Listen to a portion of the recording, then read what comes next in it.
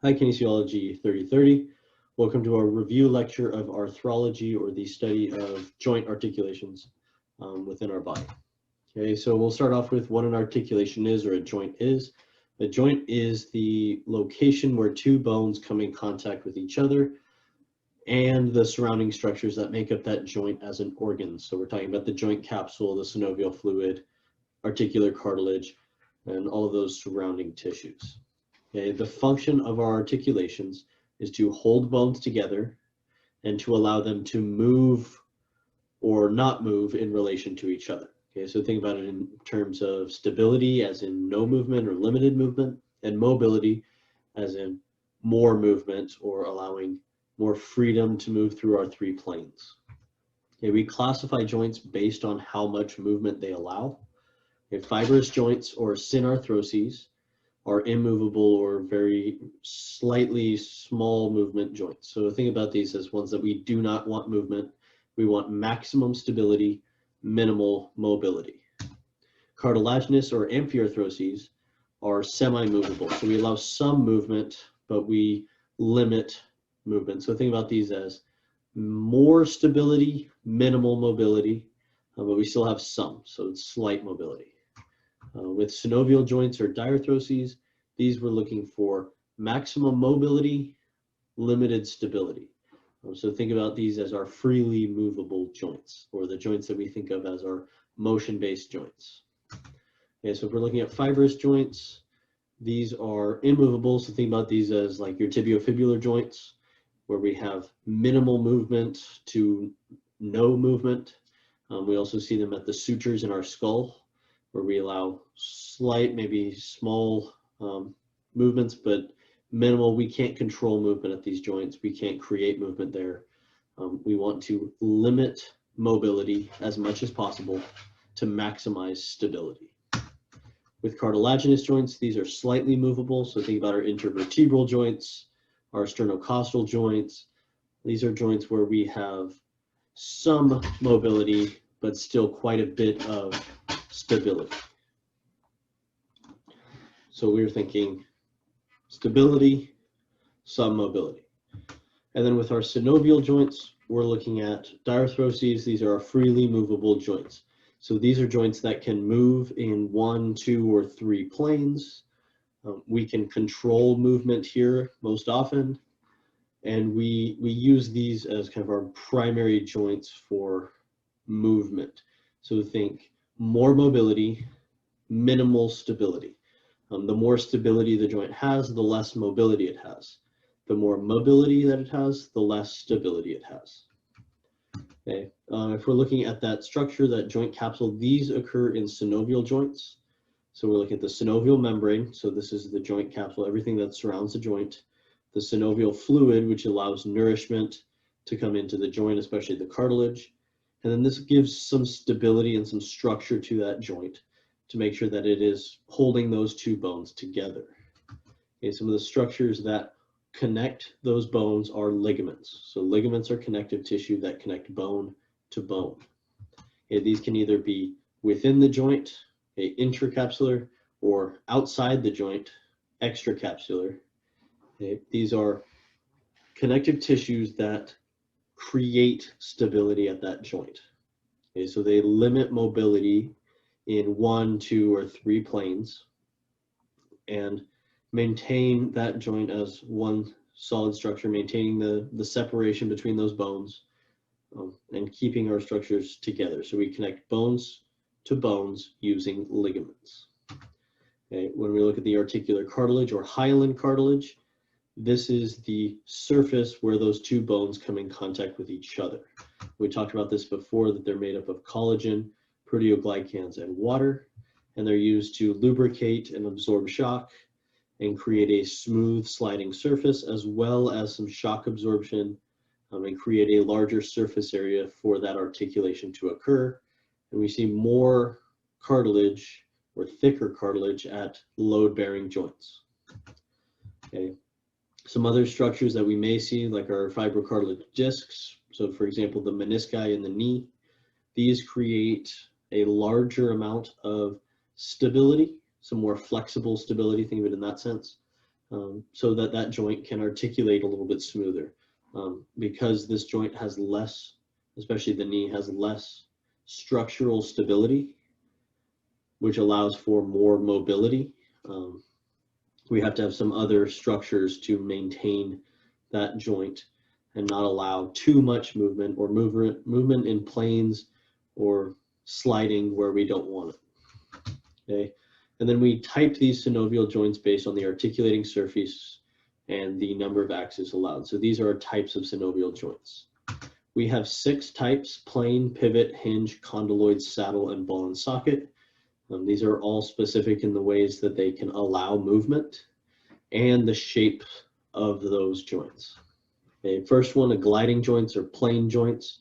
These are our non-axial joints. They're intercarpal joints, intertarsal joints, carpometacarpal joints, tarso-metatarsal joints, and then also our subtalar joint is the only specific plane joint that we allow more movement.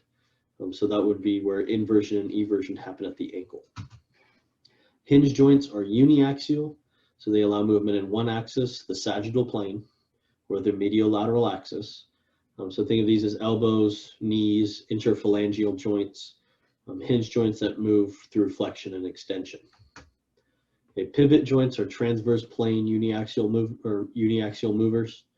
So we have our proximal radial ulnar joint and our atlantoaxial joint. So between C1 and C2 in our vertebra, and then between our radius and our ulna where pronation and supination occur. The next one, condyloid joints, are biaxial joints. These move in the sagittal and the frontal plane. So these are our wrist or our radiocarpal joint, our metacarpal phalangeal joint, and then our acromioclavicular joint and our sternoclavicular joint, where we have more free movement to occur at those structures. Okay, with our synovial, or with our last few, the saddle joint is a biaxial joint as well, except it moves in the transverse plane and the frontal plane. So this is only at our first carpometacarpal joint, or at our thumb between the trapezium and the metacarpal, the first metacarpal. So this allows us to do opposition and reposition, as well as abduction and adduction. Okay, the last one, the ball and socket joint, we have these at our hip and our shoulder. These are multi-axial, or they allow movement in all 3 planes or axes. So we have flexion, extension, abduction, adduction, internal, external rotation, or sagittal, frontal, and transverse plane movement allowed. These joints, because they have more mobility or they can move in more axes, have less stability. Joints that have fewer axes to move have greater stability. Okay, so if we look at them all together, pivot joints, high stability, lower mobility; hinge joints, higher stability, lesser mobility; saddle joints, lesser stability, a little bit more mobility; plane joints, more stability, less mobility. We don't get very much motion there. Condyloid joints, less stability, more mobility. And same with ball and socket joints, the most mobility, least stability. When we name these joints, our general rule is proximal bone or distal bone, and then change the suffix to al, r, or ac to create an adjective to describe that joint. This is our general rule. It's not always followed, but some examples: the iliofemoral joint between the ilium and the femur, or the carpometacarpal joints between the carpals and the metacarpals, or the metacarpophalangeal joints between the metacarpals and the phalangeal or in the individual phalanx, or between similar bones. We use the term inter, so interphalangeal joints, intercarpal joints, intertarsal joints, intervertebral joints would be examples of those. And then we have some specific location-based joints like the glenohumeral joint or the acetabulofemoral joint, which would be the shoulder and the hip joint. So we went through these in class, these individual joints. So we're using those 2 bones and trying to deduce what the articulation is named. We went through those in class, but we have our intervertebral joint, sacroiliac joint, metatarsophalangeal joint,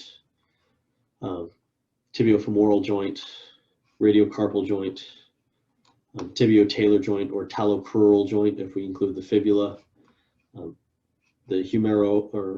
humeroradial joint, the subtalar joint, which is between the talus and the calcaneus, the interphalangeal joints, and the atlanto-occipital joint between the atlas and the occiput or the occipital bone.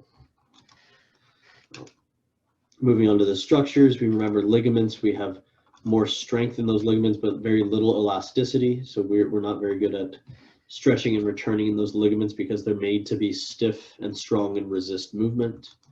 And we know that if we take them past their limit, we can sprain a ligament, which is either a micro tear, grade 1, a large tear, grade 2, or a full rupture, grade 3. And they're very poor at healing because they have very low vascularity or less blood supply to those connective tissues.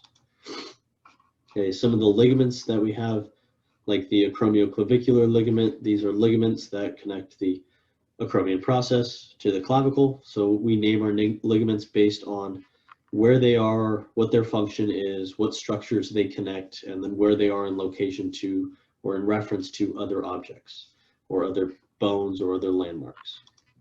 Okay, we also have some that are collateral ligaments. We see these in the knee, we see them in the elbow. These go across the lateral and the medial aspect of those joints. So we have like the radiocollateral ligament and the ulnar collateral ligament in the elbow.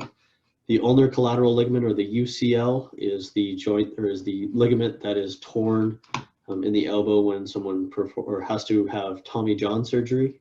So especially baseball pitchers, javelin throwers are those who are really susceptible to ulnar collateral ligament damage because of the abduction stress that happens at the elbow during throwing. We also see those collaterals in the knee, the medial and lateral collateral ligaments, but we also see cruciate ligaments. So these cruciate ligaments cross the inside of the joint. So like the ACL or the anterior cruciate ligament and the PCL posterior cruciate ligament go cross through the knee joint. So anterior cruciate ligament goes from anterior tibia to posterior femur. Posterior cruciate ligament goes from posterior tibia to anterior femur. And they stop some rotation and some anterior and posterior translation or forward and backward sliding of the tibia against the femur. Okay, within the ankle, we have quite a few ligaments. Okay, we have like our lateral ankle group, and we can see we have like the calcaneofibular ligament, which goes from calcaneus to the fibula, posterior talofibular ligament, which goes from the talus to the fibula posterior. So we can look at these as, if we know the ligament name, we can tell where that ligament is going to be located. And then when we look at injuries to that joint, osteoarthritis is localized or single joint damage to the articular cartilage or hyaline cartilage. This is joint specific, so you can have it in one joint and not in another. And you can have, in some cases, a joint replacement if the damage is too severe and is causing pain or lack of movement. With rheumatoid arthritis, on the other hand, this is an autoimmune response where the immune system causes inflammation within the joint, which causes pain and a breakdown of the joint as an organ. It causes pain, inflammation, and this happens to all joints, but it happens more often to specifically the joints that have more movement or that we move more. So think about the hands, the feet. This is where we see more extensive inflammation and extensive pain in people with rheumatoid arthritis, which is autoimmune, and it happens to all joints, so you can't replace all the joints. So this is normally treated through medication. All right, thank you very much for watching our review lecture. If you have any questions, comments, concerns, please send me an email or set up office hours or bring up a question during the lecture. Thank you very much and enjoy your day.